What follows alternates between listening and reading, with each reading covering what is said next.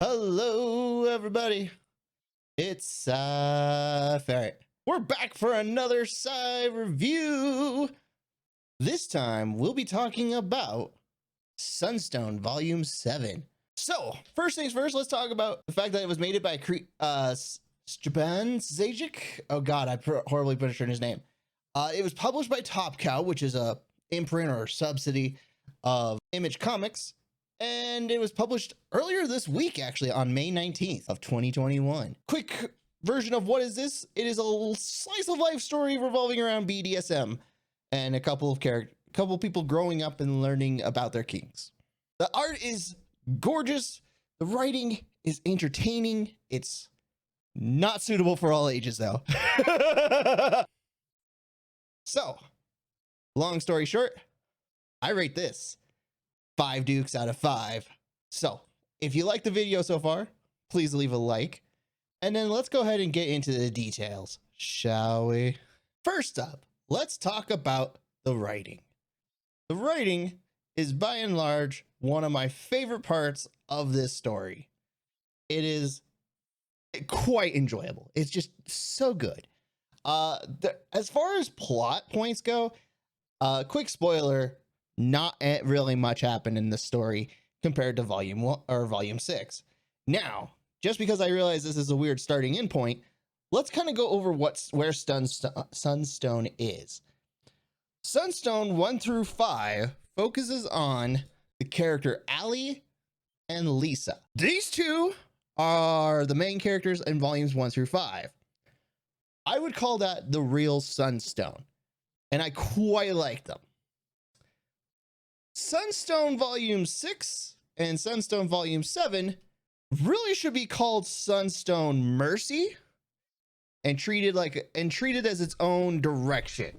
Calling it Sunstone Volume 7 by itself really feels kind of like an injustice. It really should be called Sunstone Mercy Volume 2. Because really, Mercy, and like it's funny because even with the image on the screen, and let me go back to it here. It says Sunstone Mercy. And the author himself has outright said Mercy, the Mercy component, volume 6 and 7, completely, it's set in the same universe, set with a couple of familiar characters, but these are not, but it's a different story. You can start at volume 6 and not have missed a beat. Volume 7 doesn't really have a whole lot in terms of plot that's different from where we ended in volume 6. Nothing's really changed. It's just a very happy period. But where the whole thing, I think, benefits from volume 7 is that while not a whole lot happens in plot, and there was a couple of minor details that happened, where Sunstone Volume 7 really goes above and beyond is the tons of character development. We see these characters kind of growing up, learning to be a little bit happier. And it's just, it's really enjoyable. Like, you get an intrigue. There's a lot of and especially considering this is all all of volume 6 and 7 is taking place as these two characters telling Lisa, the writer character from volume 1 through 5, how their lives went and how they kind of got to this point. There's so much reflection, so much in their headspace, and it's so enjoyable. I loved it. There is one thing I didn't like about volume 7, and that's the ending. As I said, it's going through their lives so far, and we know how their lives end up in volume 1. This recap and the whole cliffhanger ending really kind of for me. One of the things I would have loved to have seen personally, because these two characters, this is a minor spoiler, are currently in the middle of their relationship development, and that's where I'm going to end that kind of spoiler. I would love it, and as a spoiler, with starting from volume 1, these two are not in a relationship when we meet them in volume 1, and this is and the most of the story that happens in volume 7 happens before volume 1. Knowing that they're going to be single, I would rather have had it hit that grief and the end of the relationship, because the ending of volume 7 immediately implies that beginning volume 8 is going to have the relationships crushed. I would love to have seen volume 7 have the end, or have the relationships end, and we see the grief, we see how they handle it, and the trials and tribulations that they go through with the lack of relationship support in volume 8. And I feel like that's going to get shortchanged. That's kind of my big fear for volume 8. But that's something we'll see. I just don't like the cliffhanger ending of like, we know it's coming. And it's like, yeah, I knew it was coming since volume 6. I knew since page 1. I read volumes 1 through 5. I'm not surprised. Thanks. What you doing, buddy? Like, these two characters can't be like romantically romantic, because Alan and Anne are in a relationship at the beginning of volume 6. It's like, well, we can't have these two in a romantic relationship with each other if their current relationships are still going on. So, spoiler alert, they're gonna break up. I know this. It takes about 5 seconds worth of critical thinking. So, like, the cliffhanger within the flashback kind of like, I didn't really like it. But, I mean, you know what? It's okay. It's one of those, like, I hope they kind of got into the grief really quick and then really focus on the grief and, like, trying to return to normal. I would love to see that. So let's talk about the art now. As I've said, I just feel like the art is so gorgeous. And just to emphasize my point, let me go ahead and put up a bigger screen of probably one of my favorite pieces that I could find that's PG-ish. So right here, this just like, I'm pretty sure this is actually 2 pages, but like, this art feels so good. We're at a Metalhead concert and it's just like, oh, I feel the Metalhead and I'm so excited. And I'm just, it's like, it's so pretty. It's so pretty. And this is not the only example of it. Like, the whole artwork throughout it is so good. I like the stylistic. I like the style personally. I feel like it's really intriguing. I think one of my favorite things I'm going to emphasize, and let's go ahead and get rid of the artwork here, is the character design. The character design is so good.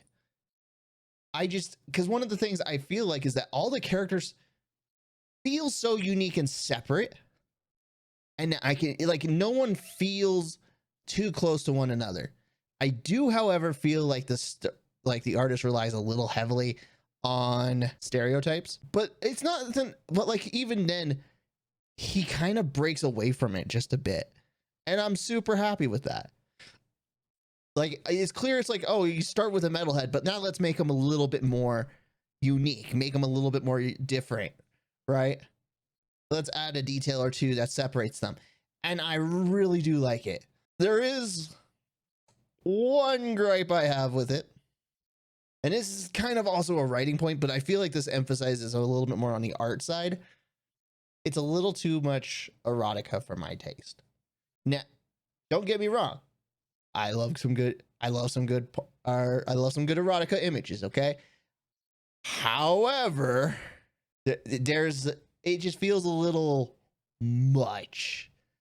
And I personally, like, I don't mind a sex scene, but it has to feel like it serves a purpose.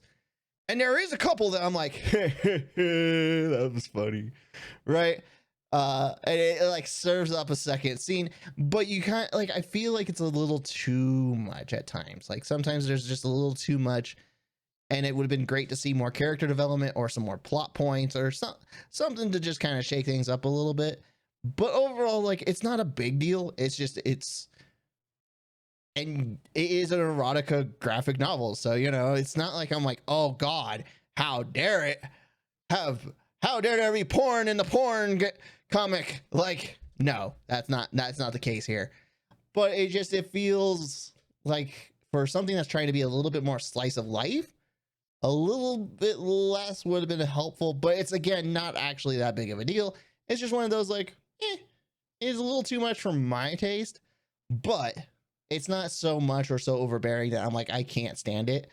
And again, considering sexuality is a huge theme throughout the entire series, not just through the book, but throughout the entire series, it makes sense that, you know, you have to have sexuality be in there a lot.